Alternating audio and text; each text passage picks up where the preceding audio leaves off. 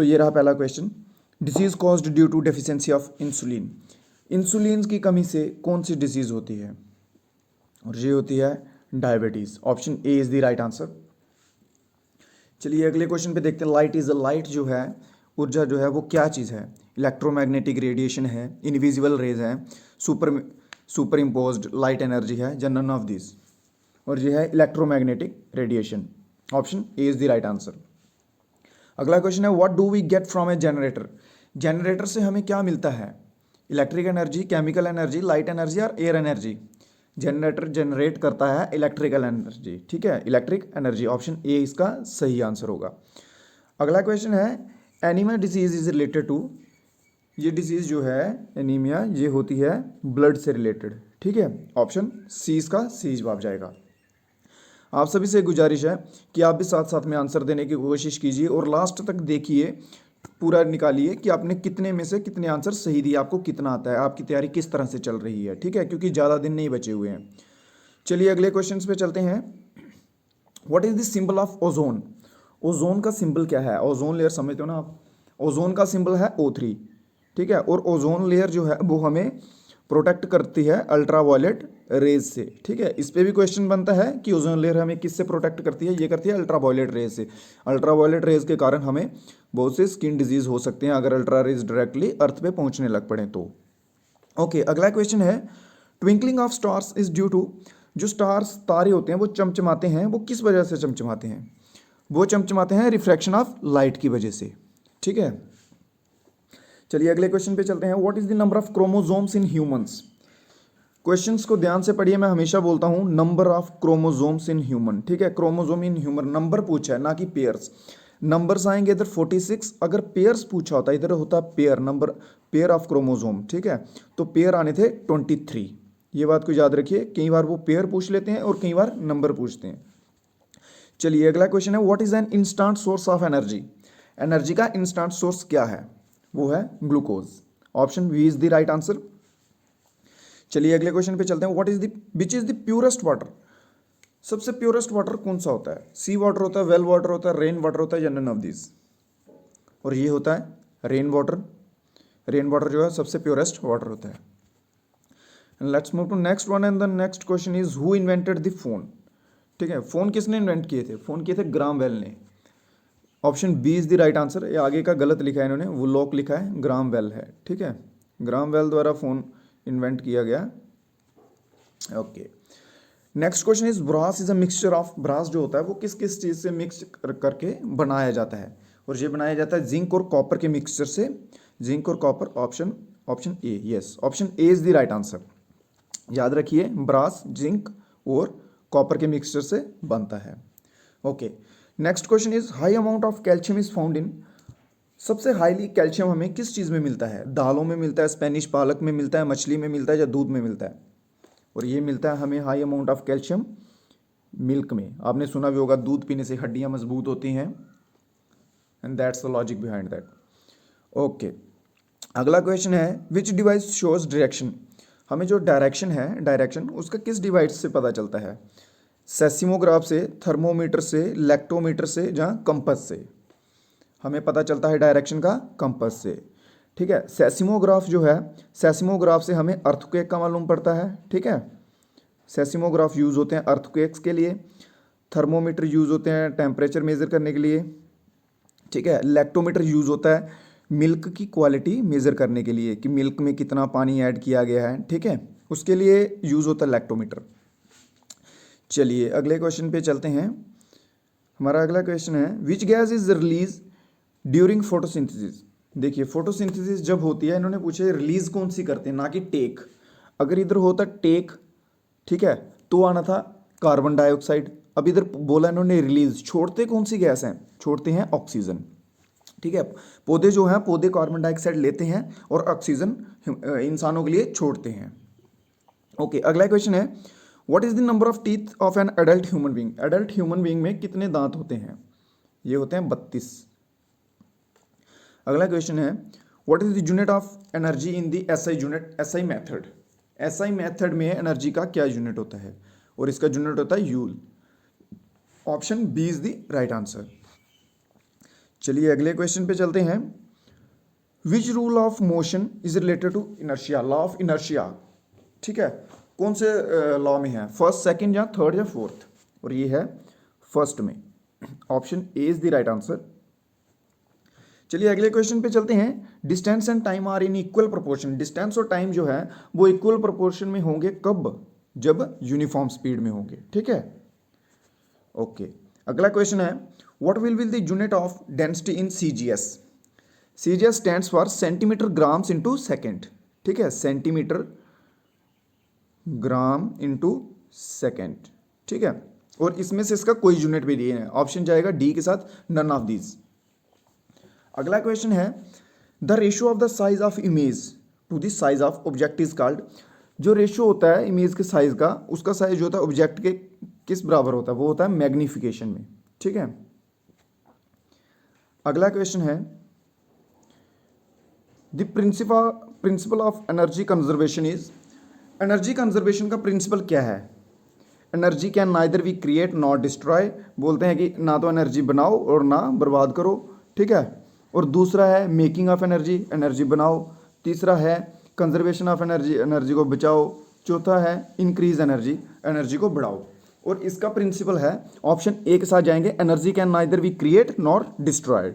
Okay okay, and the next question is what is the wire inside the bulb. Bulb होता है, bulb के अंदर कुछ इस प्रकार की वायर होती है, आपने ध्यान दिया होगा तो, ठीक है। उस वायर को क्या बोलते हैं, इसे बोलते हैं फिलामेंट।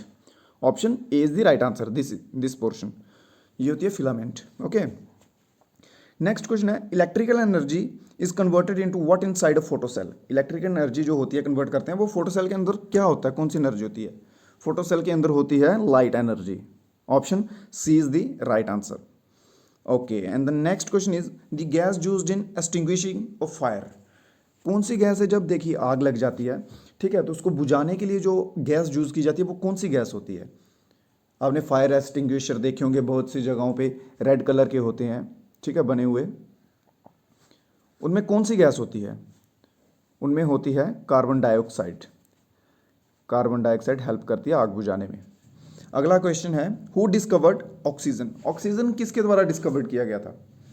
ऑक्सीजन डिस्कवर्ड किया गया था जोसेफ प्रिस्टली द्वारा। Option B is the right answer.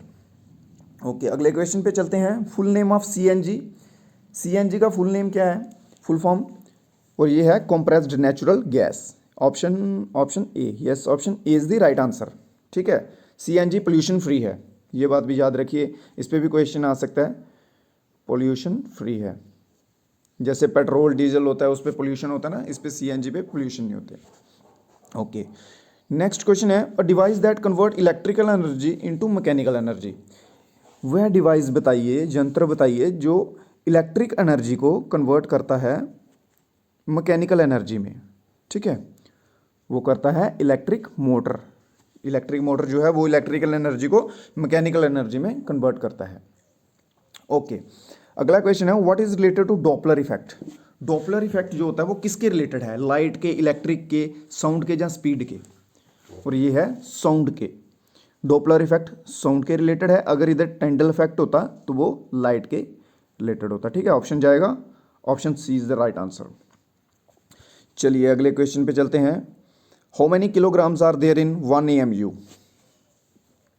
And that is option A 1.67 into 10⁻⁻27, ठीक है, 1.67 इंटू 10⁻⁻27। ओके, अगला क्वेश्चन है how many frequency can a human being hear. जो एक ह्यूमन बीइंग होता है उसका कान जो होता है वो कितनी फ्रीक्वेंसी, कहाँ, कितने से कितनी फ्रीक्वेंसी तक सुन सकता है, हैजर्ड्स तक कितने तक सुन सकता है। वो सुन सकता है 20 से 20,000 तक। ऑप्शन सी, 20 से 20,000, याद रखिए 20 से 20,000, ना कि 2,000, इनमें पजल नहीं होना, ठीक है, ध्यान से कीजिएगा आंसर। ओके, अगला क्वेश्चन है plague disease is spread by. Plague जो बीमारी है ये एक समय में बहुत ही घातक बीमारी थी, ये किनके द्वारा फैलती है, डॉग्स के द्वारा, कैट्स, रैट या फ्लाइज। प्लेग फैलती है रैट से, चूहों से। Okay, next question is the balloon explode more easily with the needle than nail.